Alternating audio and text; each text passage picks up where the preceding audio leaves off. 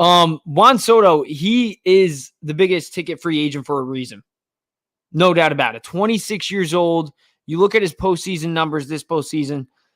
Over 300 batting average, over 1,000 OPS. Granted, didn't have as many home runs as Giancarlo Stanton, but Soto was a beast in the postseason. Carried the Yankees to the World Series. Even in the regular season, carried them to the postseason. Yankees were they were the best team in the American League for a reason. So Soto is that guy. He's 26 years old. Mets and Yankees makes perfect sense for both of them to sign them. It's just who's going to cough up more money. Is it going to be Cohen or is it going to be Steinbrenner? Now, I could definitely see Scott Boras using the Mets to drive up that money. Maybe Juan Soto wants to be a Yankee. Who knows? It seems like he loves it in the Bronx. Seems like he loves the Yankee fans. We got to take that into account too, for sure. But money, as the great Ted DiBiase, former WWE Hall of Famer, once said, everybody has a price. So if Cohen can offer that price, I find it hard to believe Soto would say no. So, Mets, you want to sign Soto? Cohen wants to sign Soto? Simple. Cough up the highest offer. Be the highest bidder. And I think as Mets fans, that's what we need to expect. We need to expect Steve Cohen to be the highest bidder. Because if not, I mean, isn't that what he bought this team to do? Isn't that what we thought he would do? Granted, Ohtani last year, I get it. The guy was in his 30s. We got a lot of money off the books. Our payroll is, I think we have the 8th highest payroll going into next year, actually. So the Mets right now, they're in a good spot money-wise. They can afford a gigantic contract for a once-in-a-lifetime free agent. I mean, I can't even say once in a lifetime. It happened just a decade ago. Well, not a decade ago, 2 decades ago with Alex Rodriguez. They had an opportunity. A-Rod wanted to be in New York. Didn't happen. They didn't want to cough up the money. Now we got that owner. 26-year-old free agent. Juan Soto. Look at his numbers over his career. I mean, how many times does this happen? Just this year, 2024. 41 home runs. Probably his best season yet at 25 years old. And is this even his prime? Because imagine what he's going to do when he's 29. And imagine the Mets pairing him up with Mark Vientos. And the Yankees' perspective, I mean, you want to keep this guy. He's the reason you were in the World Series. 419 on base percentage, 288 batting average, 41 home runs. He scored a league-leading 128 times. Like, in his 7-year career, he's got 201 home runs. In 2023, he had 35 home runs. Led the league in walks with 132. He led the league in walks 3 times throughout his career. 135 in 2022. 145 in 2021. Former World Series champion with the Washington Nationals. I mean, how many times does this happen? 4-time Silver Slugger, 4-time All-Star. Batting title in 2020. Was it 2020? Yeah, 2020. 351 batting average, 490 on base percentage, 1.185 OPS. I mean, that was ridiculous, even though it was a COVID year. I mean, still ridiculous. Juan Soto, once in a lifetime free agent, makes perfect sense for either team to sign him. But we can't factor out the teams in California. San Francisco is desperate. The Giants have been trying to sign every big ticket free agent. And the Los Angeles Dodgers, I mean, they deferred all that money to Ohtani so they can still afford a big ticket free agent.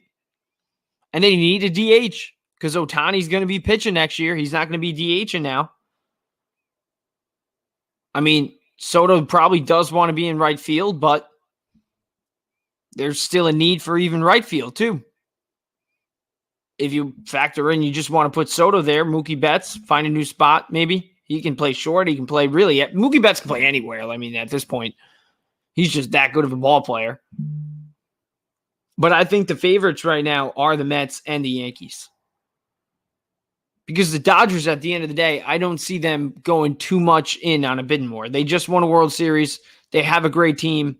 They can always go after a smaller guy. Or still a big ticket free agent, just not Soto. But the Yankees need him, and so do the Mets. So it's going to be a bidding war between those two. And I'm not trying to be biased here as a Mets fan, but I don't see Steve Cohen losing a bidding war for Juan Soto. And I don't see why I can't be upset if Steve Cohen loses out in that bidding war. Because isn't that what he came here to do? That's what we thought of him when he bought this team. Like I said before, I get it not going after Shohei Ohtani.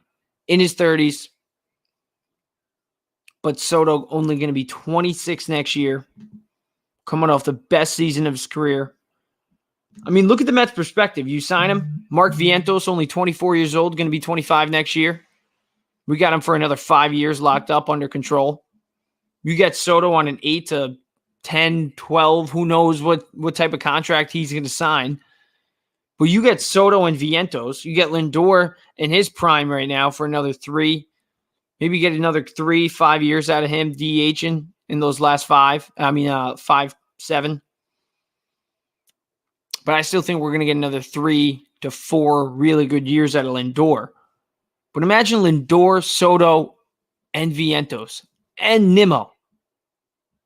Like, that's a really good lineup. That's a lineup that can compete with the Dodgers. Because from the Mets' perspective, you want to win a World Series next year or years to come, Soto increases your chances heavily.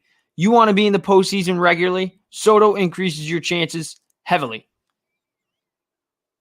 That's a great young lineup with Vientos, Soto, and Lindor. Still got some years left. A lot of years left on his contract, but I still think a lot of years left of playing at this high of a level.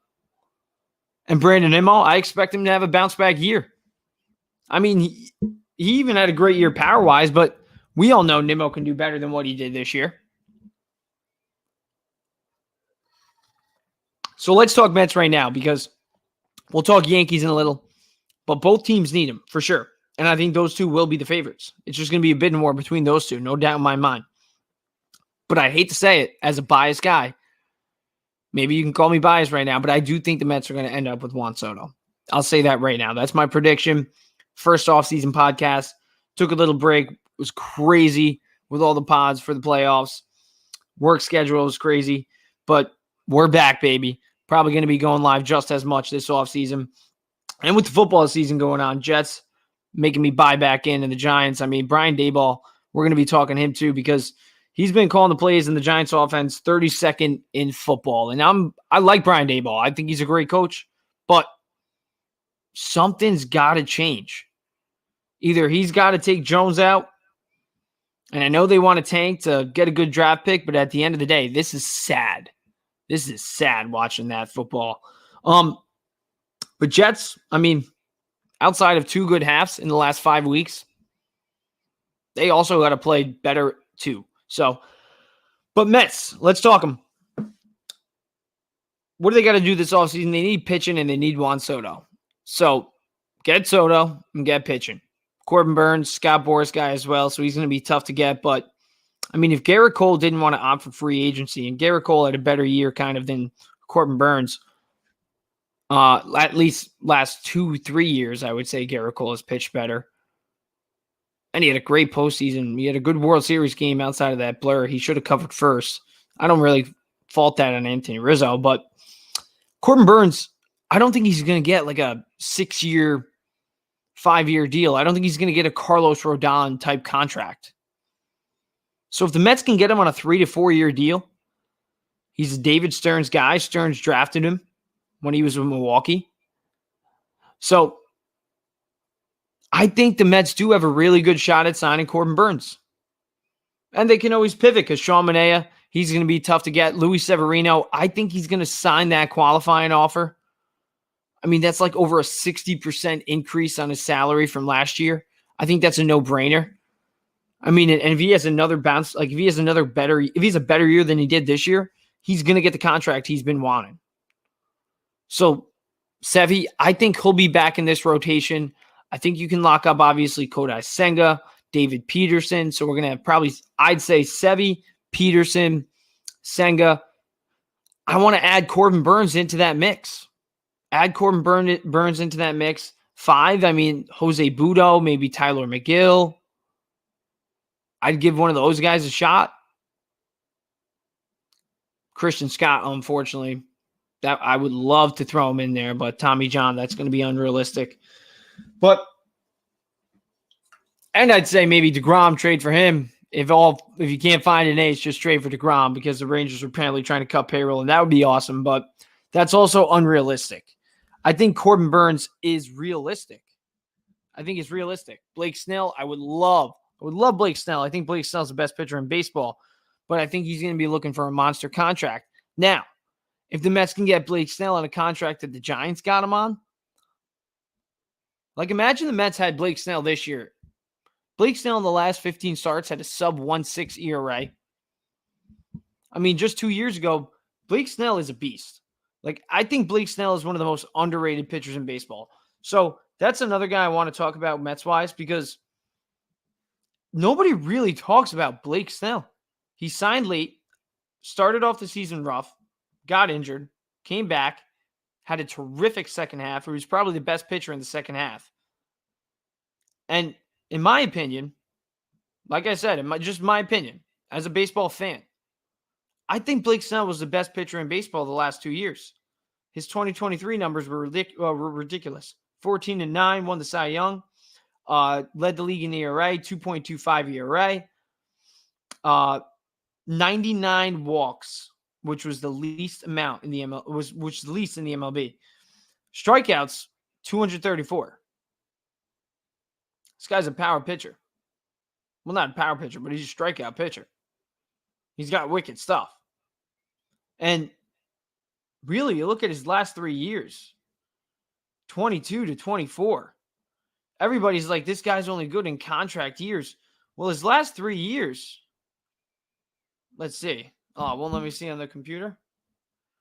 All right, let's look on the phone. Baseball Reference kind of sucks sometimes, huh, guys?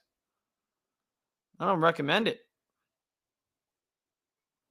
But Blake Snell in 2022, he had a 3.38 ERA in 2023. Like I said before, led the league, 2.25 ERA. And this year he had a 3.12 ERA. But in his last 15 starts after June, had that sub-1.6 ERA. He was ridiculous. But overall, his last 3 years, and he hasn't really been hurt. This year he was hurt, but 24 games in 22, 23 in 23 he had 32 starts, 20 starts this year. His team kind of sucks, so if he had a shot to pitch in the postseason, I'm sure he would have dominated. But his ERA combined over his last 3 years, 2.82. So Snell, I mean, if you can get him on a contract that the Giants got him on last year, I think it's a no-brainer. I mean, really, outside of 3 bad years, out of his 9-year career, he's probably been a top 10 pitcher in baseball. 2018, 21-5, 1.89 ERA. 2019 struggled, 4.29 ERA. 2020 bounced back, 4-2 with a 3.24 ERA in the COVID season. 2021 struggled, 4.2 ERA, 27 starts though. So that's actually pretty good, especially in this day of baseball. And then 2022 on, he's been probably the best pitcher in baseball. So, and in the postseason, he's actually been pretty good in the postseason. So Snell, Burnes, I'd say those two are my top 2 targets if I'm the Mets. And if I'm the Yankees, I think Snell makes more sense too because you know what? You missed out. I think for both these guys, like Snell, I don't think it's going to take a monster contract. We saw it last year. Because at the end of the day, He is 32 years old this year. Next year will be 32. His birthday is actually coming up. So he'll turn 32 soon. Actually, this month. So I don't think he's going to take a big contract too. So if you can get him on a 2-3 year deal, I like that too. Especially if you get Soto, because you're going to need pitching. So if you miss out on Burns, I think Snell is a great plan B. I think he's going to cost a little bit more. But Corbin Burns, I think he's plan A for the Mets. Snell is definitely plan B, so we got plan B out of the way. Let's talk about Corbin Burns a little bit more. Let's go over his numbers. I mean, he had a dominant start in the postseason with the Orioles. Went 8 innings. Unfortunately, took that loss. But this year with the Orioles, 15-9, 2.92 ERA. Might win a Cy Young. Who knows? We'll see. He is a former Cy Young winner. So you definitely got to show him respect. 234 strikeouts the year, won the Cy Young, led the league with a 2.43 ERA. And he, even better than Snell, 33 starts in 22, 32 starts in 23, 32 starts this year, 28 starts the year, won the Cy Young. I mean, the guy's been money year in and year out. He had, like, 2020, 2.11 ERA. 2021, 2.43 ERA, won the Cy Young. 2022, 2.94 ERA. Had the most starts in the MLB with 33. Led the league in strikeouts with 243. 2023, 3.39 ERA. 200 strikeouts still across 193.2 innings. And with Baltimore this year, 2.92 ERA across 194.1 innings. 181 strikeouts. So less strikeouts this year, but still 15-9, 2.92 ERA. And like I said before, dominated in the postseason. Well, there's one postseason start, unfortunately. So Burns, yeah, I think he is plan A for the Mets. But Blake Snell, he's a great plan B for sure. But Burns, he's a Stearns guy. Let's see what Sport Track has him at right now. Prediction-wise. Knicks lost to the Atlanta Hawks. God. Cato went off 34 points. But Corbin Burns, let's see what Sport Track has him as projected to get.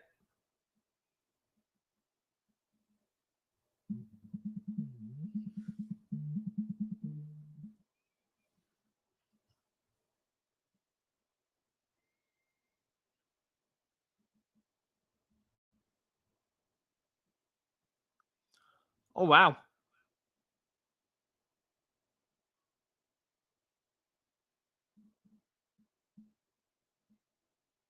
He only made $15 million last year.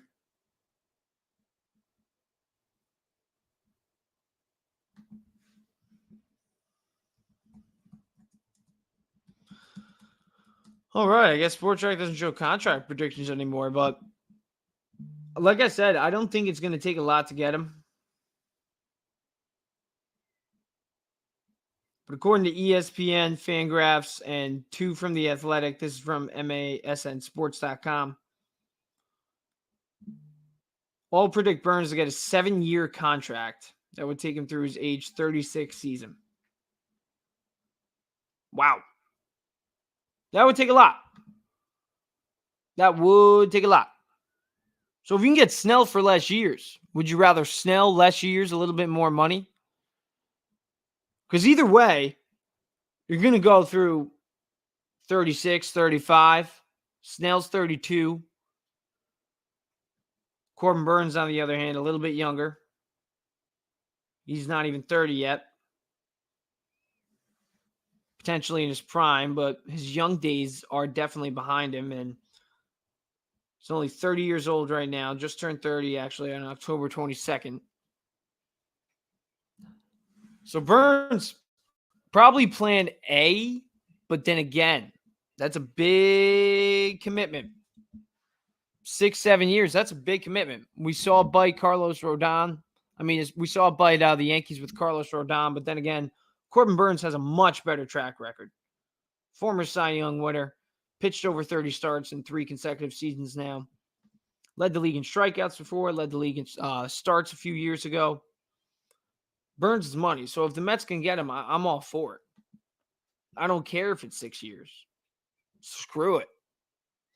Cohen, get me Soto, get me Corbin Burns. Imagine Soto, though. Like, let's be real. Soto is the target. Soto is the target. Mets need Soto. Steve Cohen, you bought this team to do things like this.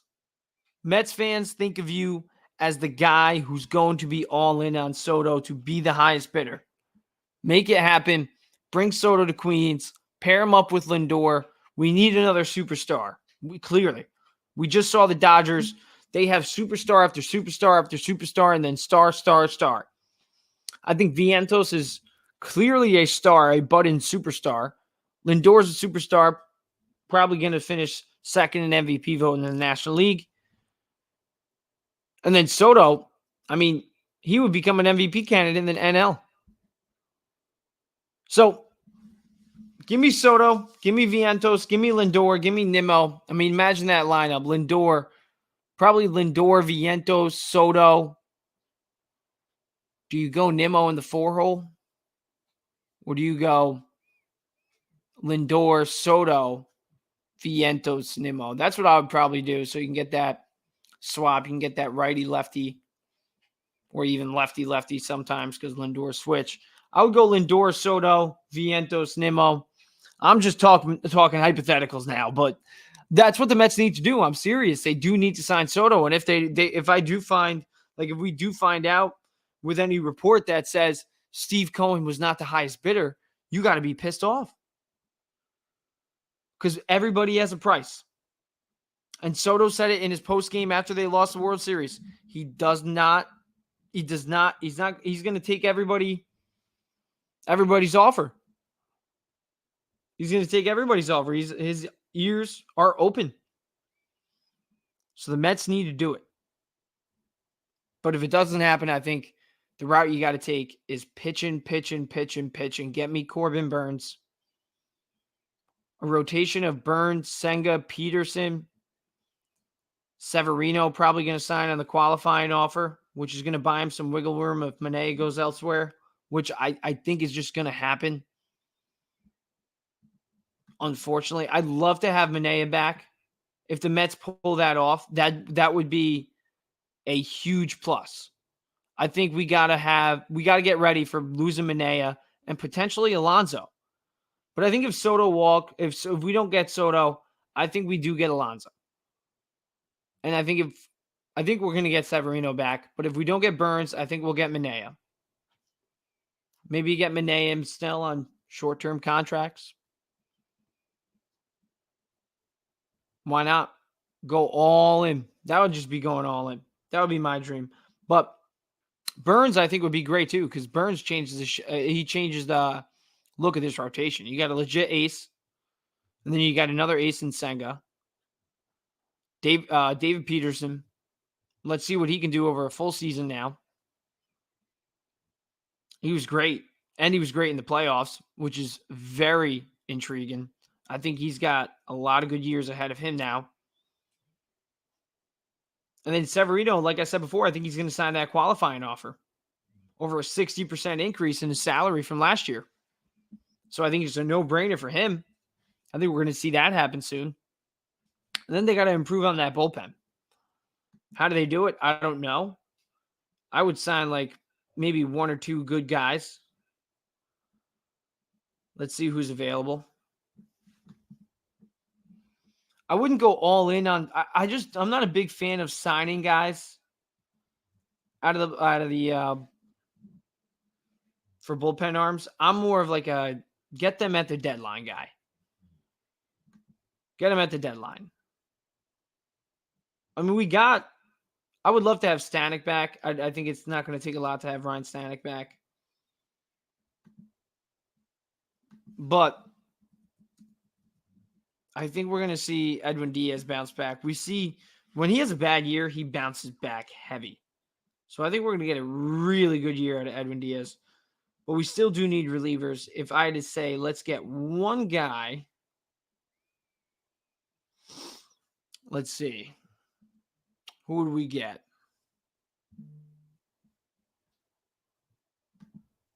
Ooh, Kyle Hendricks. Can we get him to be his value right now is projected to be only $2 million. Maybe we can convince him to be a relief pitcher. Imagine that. I mean, he sucked. Scherzer and Verlander are available. Oh,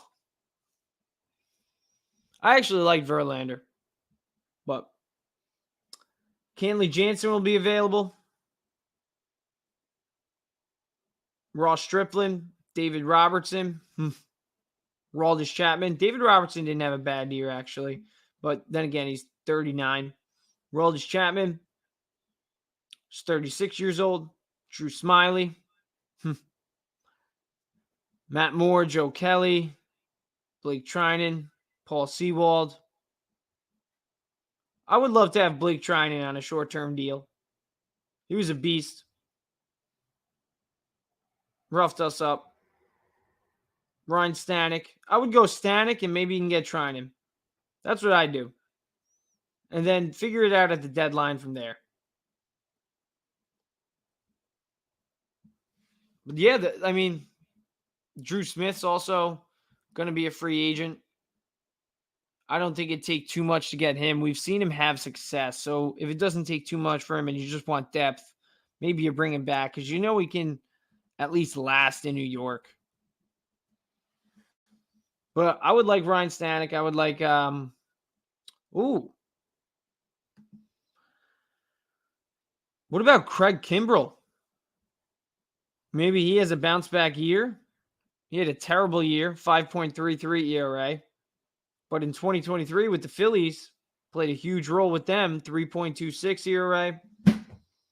He did pitch in 57 games this year. So do we keep an eye on Craig Kimbrell?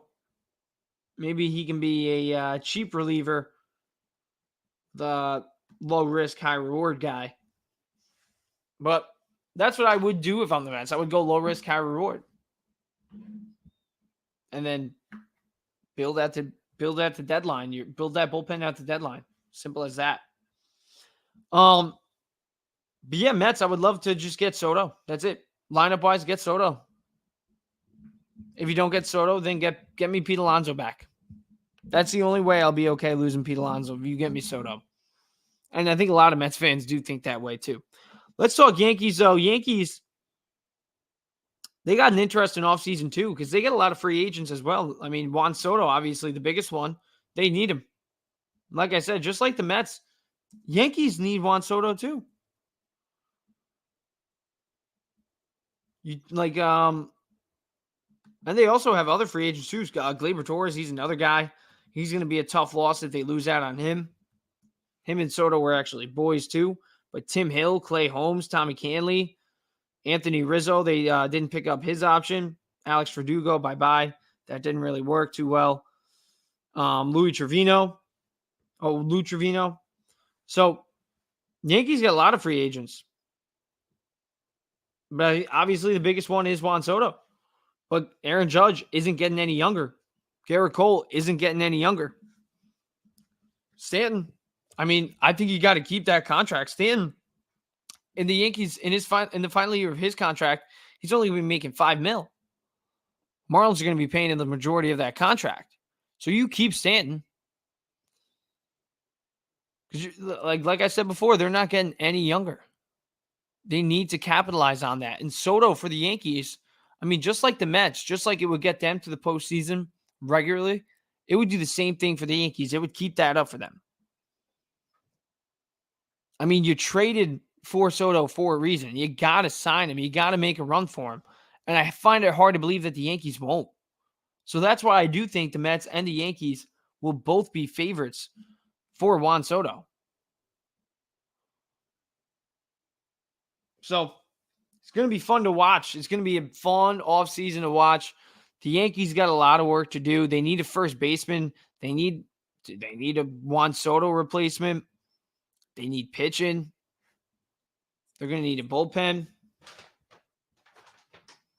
But let's go over some fits for the Yankees. And yeah, I know everybody's still roughed up about that World Series loss, but at the end of the day, they made the World Series. They can get back. That American League, I think it's open for the Yankees to capitalize. You bring Juan Soto back in, you get a pitcher like Corbin Burns, Blake Snell. I think Blake Snell is a perfect fit with the Yankees. You pair him up with Garrett Cole at the top of their rotation. Keep your fingers crossed that Rodon finally has a good year in New York. Louis Hill, I mean, he did have a great year last year. Let's be real. You look at his overall numbers, he had a good year. So that would be a good 4. And then Clark Schmidt. But let's see some free agents pitching wise. Let's go pitching first. Well, actually, let's go look at some of the first basemen because I think the Yankees could actually get Pete Alonso too. If they miss it out on Juan Soto, Pete Alonso would be somebody that I think they could take a look at because you need a first baseman and you want to go for that World Series. Their World Series window is closing with Judge.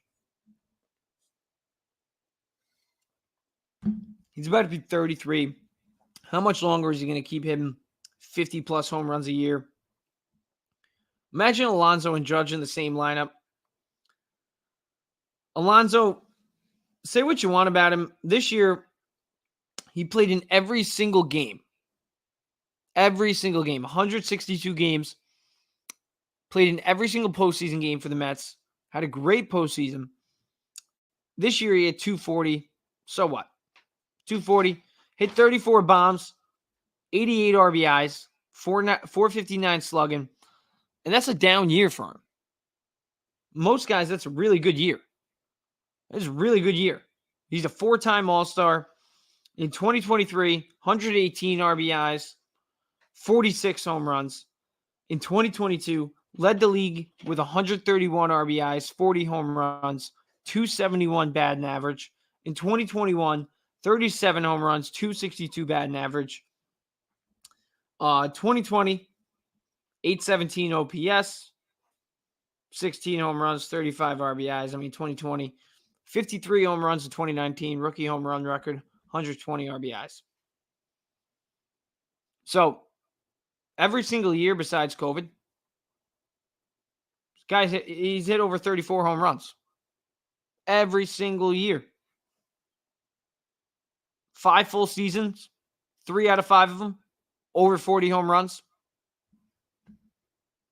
Imagine him with Judge. Ball going over the wall all the freaking time in Yankee Stadium, dude. Alonso and Judge, they'd have a home run derby. You think, Judge really protects Juan Soto hitting behind him this year. So, you got to also factor in Soto had a great year because he was hitting in front of Judge. So, I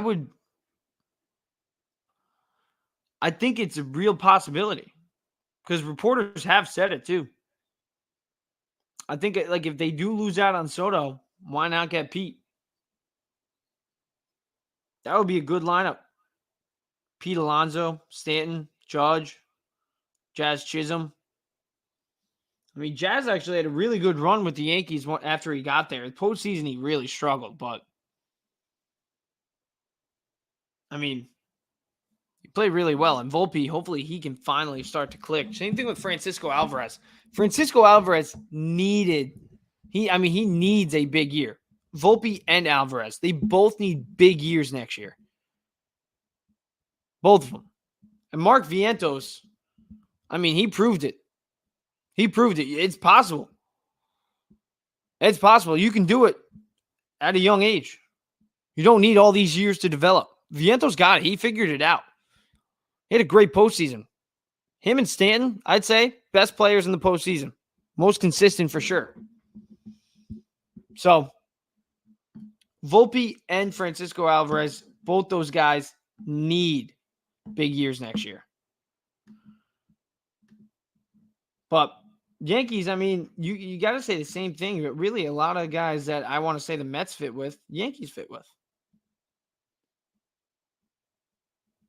I mean, another guy you got to look at too, because now you're losing Rizzo. Rizzo, you don't want to re-sign. I think he's on the tail end of his career. He's hurt for the majority of the year. But I think Pete Alonso actually might fit with the Yankees if they do lose out. And like I said before, say what you want about Pete, but he's a good ball player. And you put him in that same lineup with Aaron Judge, that's good. Christian Walker, though, he's another guy you got to take a look at. 33 years old, though. So he is almost going to be on the north side of 35 soon. What deal is he looking for? But Christian Walker didn't have a bad year with the Diamondbacks. Only 20 home runs? Really? Huh. Yeah, only 26 home runs. 26 home runs this year, 251 batting average, 803 OPS. In 2023, had the 830 OPS. 2022, 804 OPS. I mean, he's a guy who's been pretty consistent. 36 home runs in 2022, 33 home runs in 2023, 2024. He had 26 home runs. So I think Christian Walker's a guy who you could pair up with Soto if you're the Yankees, if you really want to go all in, if you really want to be the evil empire. And that would be a dangerous lineup. I mean, imagine Soto, Christian Walker, Aaron Judge, Giancarlo Stanton, Jazz Chisholm Jr., Anthony Volpe, if he can get going. That lineup would be real dangerous. So if I'm the Yankees, I wouldn't really take a route of going all out in the pitching. I would say try to acquire more at the deadline. If I'm the Yankees, I'm saying, you know what? I'm going all in on Soto, and if I get Soto, give me Christian Walker. And if I miss out on Soto, give me Pete Alonso. That's actually what I would do. I think that could be a low risk, high reward move for the Yankees because I think Alonso would fit really well. Say what you want about him. Like I said all the time, Pete Alonso, definitely a cringy player, but he's a very powerful hitter. One of the best power hitters in the game. You put him in a lineup with Aaron Judge, they're going to hit a lot of home runs together. Let's take a look at some other free agents. But I think the best option for the Yanks would be Soto and Christian Walker. I mean, you need a big lineup. You need a stacked lineup. Let's be real.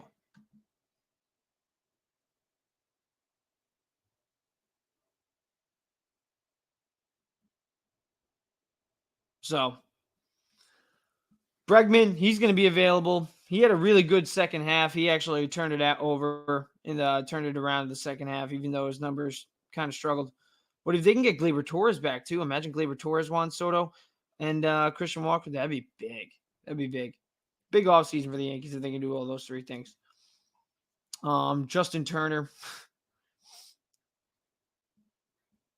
And then, I mean, pitching wise, I mean, Shane Bieber, he's a free agent. He could be that would be a good option, I think, for the Yankees to look at. Only 29 years old, too. Ooh, Patrick Corbin, terrible deal he had with the Washington Nationals. They did get a World Series out of it, so Max Fried will be a free agent. So there's a lot of pitching. Sean Manaea, I think that could be a snipe. Somebody that the Yankees could steal from the Mets. Jose Quintana, another guy who's not going to be too much money. That would be, I think, a good sign-in for the Yankees. So if I'm the Yankees, I'm going after cheap pitchers, kind of like Jose Quintana. Yeah, that's what I would go after. He's a guy who you know can handle New York. And then I try to get Soto and I try to get Christian Walker. I'd spend big on the lineup and I'd spend little bits on the rotation. And you go all in on that deadline. That's what I would do if I'm the Yankees. All right. We're going to take a quick break. We got over 88 watching right now. Woo, there we go, guys. Thank you guys for watching. If you're not subscribed on YouTube, make sure you hit subscribe. We're going to take a quick break, and then we're going to get into some football topics. But let me know what you guys think in the comments. Do you guys think the Mets or the Yankees are going to get Juan Soto, or do you think none of them are going to get Soto? You think the Dodgers are going to swoop in and steal him, put him in right field, and then they have a lineup of Ohtani DHing and pitching, and then you got Soto, Betts, Freeman. They still got Max Muncy. I mean, their lineup would be loaded. Teoscar Hernandez will be a free agent too, so maybe Mets, you miss out on Soto. Go Teoscar Hernandez. Same thing for the Yankees. There's a lot of options out there outside of Soto, but obviously he's the biggest ticket free agent. And like I said before, he's going to be worth all that money. 26 years old, 8-10 years, whatever the money's going to take. Go get him, Steve Cohen. Yankees, I mean, I'm biased. I think the Mets are going to do it, but they got to do it too. And they did trade for him, and they're going to want him. So let's talk Jets. Let's talk Giants next on the James Nolan pod. And then we're going to be talking Knicks, who took a tough loss, falling to 3-4 in the year now. Not really clicking just yet, but Karl Anthony Towns did have a very good night. We're going to talk that. But Jets and Giants next on the James Nolan pod. Last 80 games of 2023, 284 batting average, 15 home runs, 44 RBIs. If we get that Lindor for a full year, and now I'm not saying last year he didn't have a all year. Look at the numbers. Last year, 2023, Lindor was a top shortstop. He was an all MLB shortstop. 30-30. He was a beast. But in the last 80 games, the second half, that's when Lindor really turned it up. If we get that Lindor for a full season, the Mets are going to make the playoffs. They're going to make the playoffs. And Lindor will be an MVP candidate. He has MVP potential. I've said it since the Mets have traded for him. Francisco Lindor has the talent, has the ability to win an MVP. He is that good. But he's inconsistent at times. I cannot ignore that. But over the last 80 games of 2023, he was pretty consistent. And he was probably the best, second best, right after Corey Seager. But he was arguably the best shortstop in all of baseball the last 80 games. That's what Lindor can be. And if we get that for a full year, not only will he be an MVP candidate, but the Mets will be in the postseason. He's that good. Lindor is that good. Now, I'm not saying he's going to win the MVP, but I've been saying it since we've traded for him. He has it in him. He does have it in him. Last year, undoubtedly his best year. Second half, he was the best shortstop in baseball. We get that for a full year. Mets are going to the playoffs. Let's go over to the DH, and then we'll get into the Yankees. Jorge Soler wants at least 3 years. If he wants 3 years and he's going to get 3 years, stay away from it. Last year, he was great, 30-plus home runs. Probably had the best year of his career. But he's also 31. He's had 11 years. It took him 11 years to have that type of year. I'm not saying that he's going to have that year for the next 3 years. I would stay away. So that gets me into my next guy, J.D. Martinez. I wrote a piece on it just last week. J.D. Martinez is a perfect fit with the Mets. Perfect fit. You got guys like Vientos. You got guys like Beatty. You got guys like Francisco Alvarez. You got all these young guys that you want to have make them make an impact for the Mets eventually in the future. Not only can J.D. Martinez help you now, but he's not going to take away at bats from those guys. One. All right, we're back. We're back on the James Nolan pod. Thank you guys for watching. If you're watching on X, if you want to head over to YouTube and help me out a little bit, let's grow that YouTube page. I'd really appreciate it.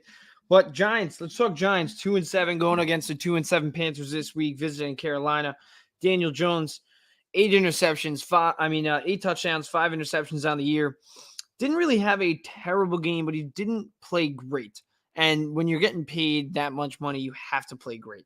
He was 20-26 against the Commanders, 174 passing yards, 2 passing touchdowns, no interceptions, took 2 sacks, 7 rushes, 54 rushing yards, and then touchdowns. So 3 touchdowns on the day.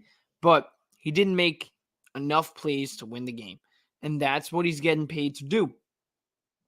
Played good, not great. So I think Jones brought some life into him. Jones showed you, hey, you know what? I might be able to still do it. At the end of the day, you still definitely want to see more. And at the end of the day, you don't think he's going to be the guy. I mean, before week 9, he had yet to throw a passing touchdown since October 6th against Seattle. Against Cincinnati, no touchdowns. Against Philly, no touchdowns. Against Pittsburgh, no touchdowns. 3 straight weeks with no passing touchdowns. There's 2 interceptions. 13 sacks in that 3-week stretch. So Daniel Jones was not playing good. Bought himself a little bit of breathing room, but still, he's definitely not the guy. But Brian Daboll still needs to figure something out. Because this offense is terrible. It is outright terrible. In scoring right now, they're last place. 32nd in football. 15.4 points per game. I mean, this is the real test to see what the Giants are. Because they actually do have talent. I mean, Kayvon Thibodeau, Brian Burns, Dexter Lawrence, Bobby Okereke. But then you got Deonte Banks giving up on play. Like, it is really bad because they are talented. They are not the Carolina Panthers. The Panthers should be 2-7. I mean, Chuba Hubbard is having a great year, but the Panthers should be 2-7. They had to bench Bryce Young earlier because Bryce Young is terrible. So they should be 2-7. I mean, they have not been able to just figure it out for multiple years. The Panthers are a terrible organization. But the Giants, I mean, Daniel Jones is getting paid a lot of money.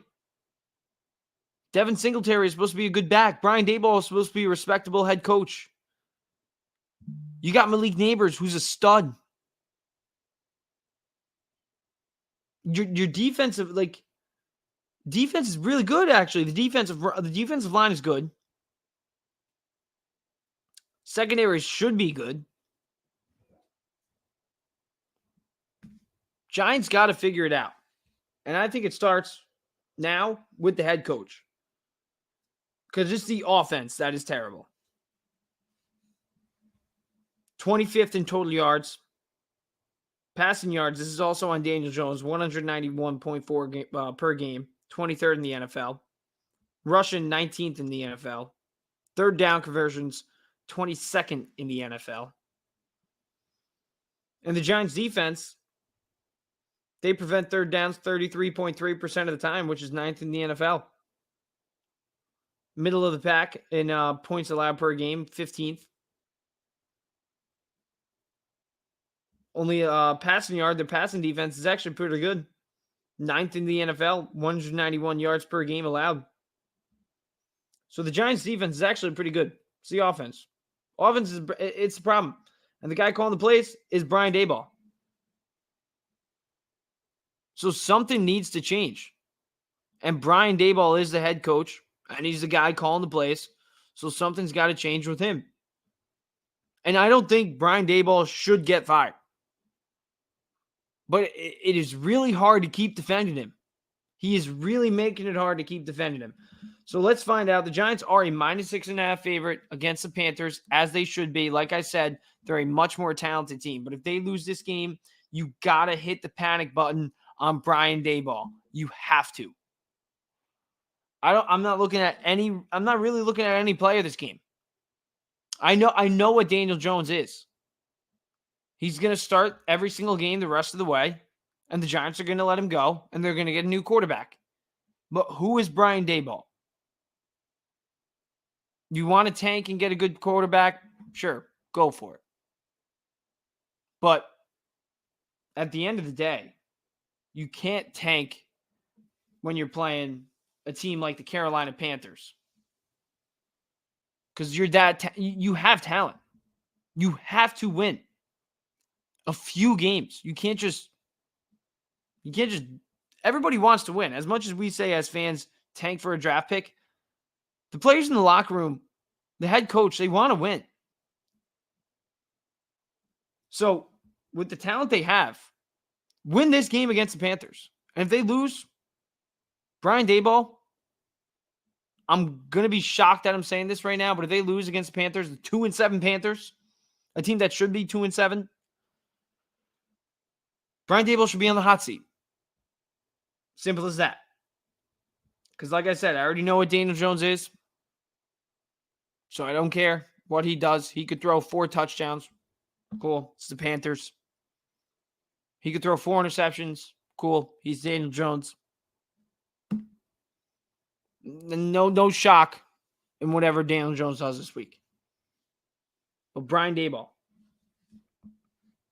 are you going to lead your team to a win against a terrible football team? Let's see. Jets, they're giving their fans hope. Giving their fans freaking hope. They come out in the second half of Thursday Night Football in Week 9 against the Houston Texans firing. Aaron Rodgers went off in that second half. Davante Adams had a good game, came out with a concussion, came back, though, had some big plays down the stretch to ice the game for him. Garrett Wilson, another big game for him. Garrett Wilson, 90 yards receiving, 2 touchdowns, 2 insane catches, 1 one-handed catch, 2 actually one-handed catches, 4 touchdowns. But yeah, I mean, his past few weeks since the Minnesota game, he had 101 yards then against Buffalo, 107 yards against Pittsburgh, 61 yards against New England, 113, and then now against Houston, 90 yards and 2 touchdowns. So Garrett Wilson, he's back. He's back. Aaron Rodgers against Houston overall in the day, 22 of 32, 211 passing yards, 3 passing touchdowns, 2 to Garrett Wilson, 1 to Davante Adams, his good old friend, 7 receptions for him, 91 yards receiving for him. So Davante, you see that connection with Rodgers. You see it. Garrett Wilson, he's clicking now with Rodgers. Breece Hall, another good day for him, 74 rushing yards on the day for him on 15 carries. Last week, 2 weeks ago, I should say, against New England, 16 rushes for 80 yards. So, Breece, you get the rushing game going. It's good. It's good news for the Jets. So this offense, we see it. We see the potential. And the defense, we know it can be good. I mean, they sacked C.J. Stroud 8 times. This defense is really good.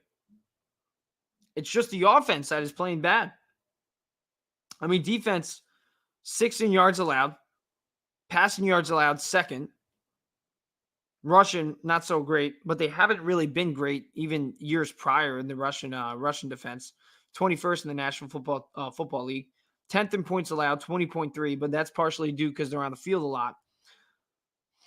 So their defense is really good, still really good. 13 points allowed against only 13 points allowed against the Texans. That's really good. Second, C.J. Stroud 8 times. That's really good. And the Jets, it's really the offense. Trade away Mike Williams, big whoop. Still got Allen Lazard, Davante Adams. Still got I like Malachi Corey. Still got Garrett Wilson. But you look at the Jets schedule. Cardinals we got the Cardinals this week. We're 5-4. I think they're a beatable team, though. Outside of that, the only other team we play above 500 is the Bills. We got the Colts, who are 4-5 in week 11. Then we got the bye. Then we got the Seahawks, who are 4-5. We got the Dolphins, who are 2-6. We got the Jags, who are now 2-7. We got the Rams, who are 4-4. We got the Bills, who are that only other team above 500 at 7-2. And then we got the Dolphins again, who are 2-6. And I think we're better than the Cardinals. So really, the only game I can really say the Jets should lose is that matchup against the Bills. And I think I would say 9-7 could get the Jets in.